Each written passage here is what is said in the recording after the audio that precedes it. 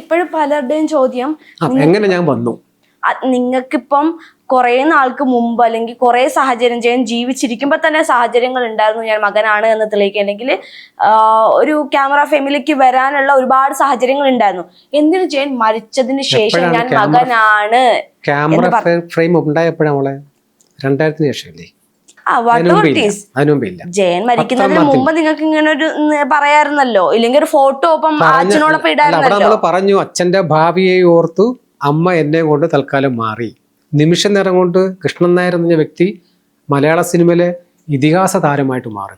വെറും 6 വർഷത്തെ സിനിമ ജീവിതം മാത്രമല്ല, 79 ശരപഞ്ചരം എന്ന സിനിമയിലാണ് പുള്ളി ഭയങ്കര ലെവലിലേക്ക് മാറുന്നത്, സൂപ്പർ സ്റ്റാർ എന്ന പദവിയിലേക്ക് വന്നത്. പിന്നെ 79 കഴിഞ്ഞ് 80 ഒറ്റ വർഷം കൊണ്ട് ഒരുപാട് സിനിമ ചെയ്ത് ഒരപകടത്തിൽ മരണപ്പെട്ടു പോകുന്നു. അവിടെ അമ്മ അദ്ദേഹത്തിൻ്റെ മുന്നിൽ ഒരു ബുദ്ധിമുട്ടായിട്ട് എന്നെയും കൊണ്ട് പ്രത്യക്ഷപ്പെട്ടിട്ടില്ല, താല്പര്യമില്ല. പക്ഷെ അദ്ദേഹം ചെലവിന് കൊടുത്തു വിടുന്നതൊക്കെ പൈസ മേടിക്കുമായിരുന്നു. സ്ഥലം വീടൊക്കെ മേടിച്ചതെന്ന് പറഞ്ഞാൽ അമ്മ അതിനെയൊക്കെ നിരസിച്ചു. പല ആളുകളും വന്നു. ഒരു കുമാരൻ എന്ന് പറഞ്ഞൊരു ചേട്ടനുണ്ടായിരുന്നു, കുമാരേട്ടൻ, എൻ്റെ അച്ഛൻ്റെ ഏറ്റവും അടുത്ത ഇൻറ്റിമേറ്റ് ഫ്രണ്ട്.